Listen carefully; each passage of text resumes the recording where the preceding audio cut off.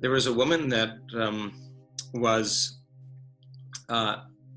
is from Holland, and a very educated woman in her late 30s or early 40s, and she was diagnosed with cancer. And within a very short amount of time, that cancer had spread through her entire body. And she did the typical medical treatments.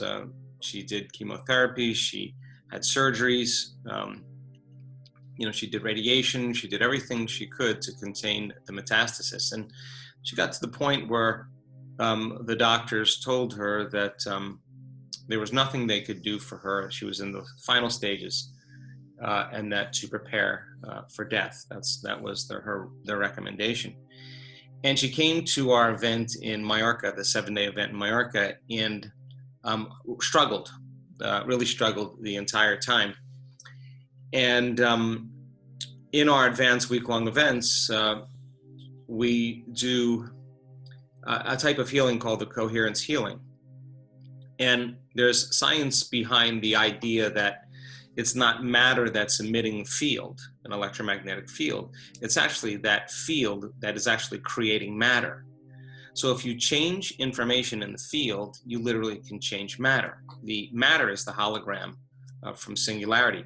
So we do this extensive study. We teach people how to do it, and we have seen just the most incredible things. And you got to do that. In order to do that, you have to understand the science of brain and heart coherence, and you have to practice and understand how to connect to the field. And by the end of the week, of a week-long event, many people know how to get beyond themselves, and we have research to prove they can do it very quickly. So this woman was laying there amongst the group that was doing the healing, and this happens quite a bit.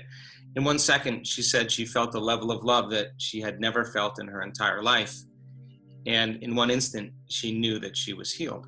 And so we didn't know that at the event in Mallorca, but she came 2 months later to the event in Cancun and stood out on the stage in front of over 1,000 people and told the audience the story.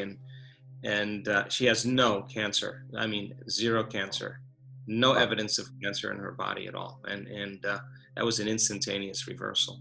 And this is a really great conversation because in order for us to do that, we have to just understand a little bit more of the science behind how we interact with our environment. So if you have a perception in your outer environment of some type of danger or threat, that the reaction or the response to that stimulation begins to activate the fight or flight nervous system. You're mobilizing energy to prepare yourself for that danger. And when the body perceives that danger and it's a big threat, it doesn't hold back on the amount of energy it's deciding to use. It goes all in.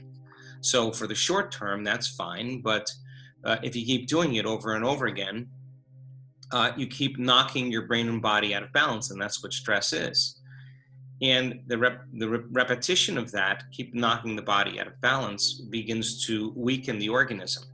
So when a person is perceiving a danger threatening their outer world and they're turn on those adrenal hormones, they're putting all their energy for that threat in their outer world. There's no energy in their inner world for repair, for growth.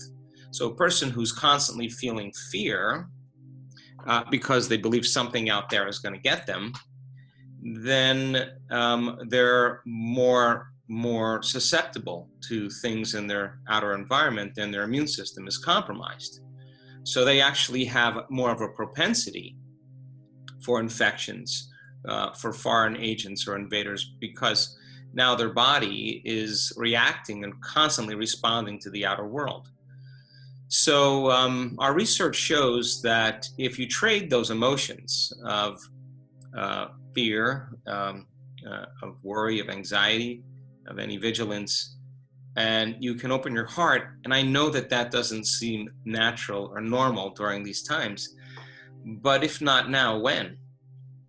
And if you can begin to feel gratitude and appreciation and settle your body into the present moment, 4 days of feeling an elevated emotion would actually strengthen your immune system by about 50%. We've done the research to show that once energy makes it into your heart, the body begins to, it's so objective that it doesn't know the difference between the emotion you're feeling by thought alone and some emotion you would feel from some reaction in your environment. Your body in that state is beginning to believe it's safe enough to relax into the present moment. And so when that occurs, the immune system begins to upregulate, and it begins to make these antibodies.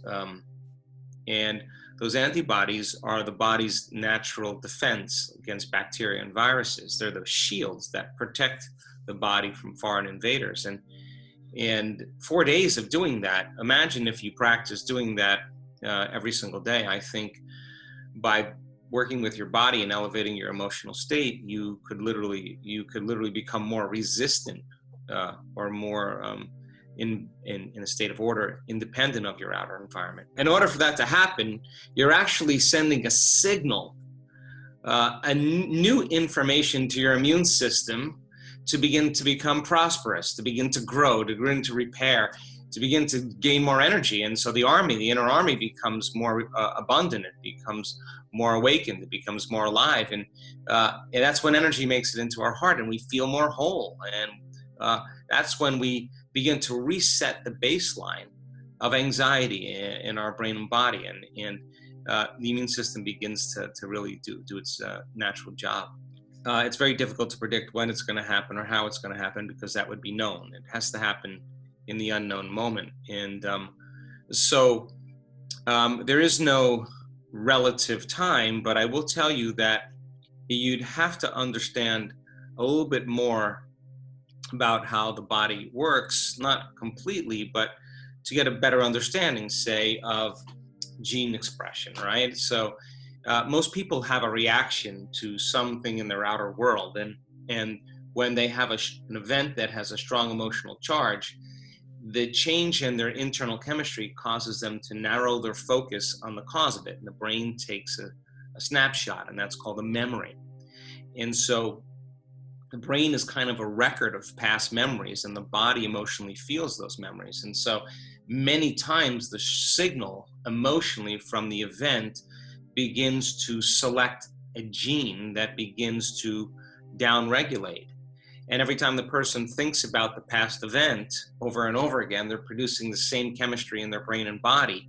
And stimulus and response, thought and feeling, image and emotion is conditioning the body into the past. So it begins to program the gene.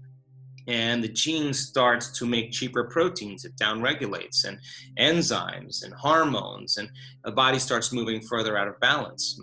And so the person then thinks neurologically within the memory of that experience and feels chemically within those emotions, and how they think and feel is their state of being. So many times the gene starts to be activated after a strong emotional event. So then how could we then begin to change that gene expression? So it would make sense then if you could feel an elevated emotion and you could combine a coherent brain, and there's a science to doing that, and we know how to teach people how to do that, with an elevated emotion, and combine those two. And you can teach people how to be so present that they can begin to see a new future or imagine a new future. There comes a moment that if they did it properly, if they started feeling the emotion of that event before it took place. In other words, you can't wait for your healing to feel wholeness. You can't wait for some type of physical change to feel gratitude. That's living in separation or lack. That's waiting for something out there to tell you you're changed in order for you to feel that kind of separation or emptiness taken away. But if you start to feel the emotion, the stronger the emotion you feel from the inner event, the more you're going to pay attention to the picture in your mind. In a sense now, you're changing your brain and body from living in the past present reality to living in a future present reality. In other words, the stronger the emotion you feel, if the emotion of ecstasy or bliss or freedom is greater than the quotient of betrayal or shock or pain from the past, now the body is literally no longer in the past, it's in a new future. And the stronger the emotion you feel, instead of paying attention to the picture in your outer world, if you're truly in a state of meditation, your body is so objective that it's believing that that future event is happening in the present moment because you're feeling the emotion of that event. And that begins to select and instruct new genes, and genes make proteins, and proteins are responsible for the structure and function of your body, and the expression of protein becomes the expression of life. And we have seen people have an inner event that transforms them to such a degree that all of the shock and betrayal that happened in their past, they look back at their entire past and they say, I don't want to change anything about my past because it brought me to this moment. I understand why I had to go through all of that to finally feel this. It was worth it. And they're betrayers, they're abusers. They have nothing but compassion and love for them. They're seeing it from a different level of consciousness, not from the same emotion. And the memory without the emotional charge is wisdom, and the person now no longer is living in the past. And so that's what we want people to experience. That inner event is so real that it replaces the circuitry, the gene expression of the past into a new program of the future. And the person will say to you, I know I'm healed.